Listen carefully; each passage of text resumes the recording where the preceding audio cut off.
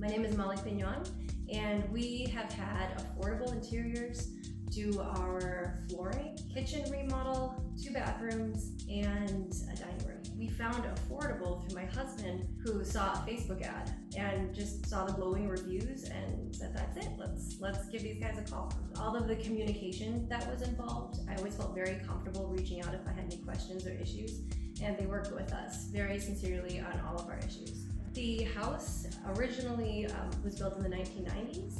They're very different style. Counters and some of the cabinetry were actually starting to buckle and warp. So it wasn't just a matter of aesthetics. We really needed to be concerned with how long the kitchen was going to last. In the process of remodeling the kitchen, it was actually found that we had a mold issue by the sink. So Affordable Interiors did some restorative work as well as remodeling. So not only does the house look amazing, but I also feel more comfortable that it's gonna last a really long time.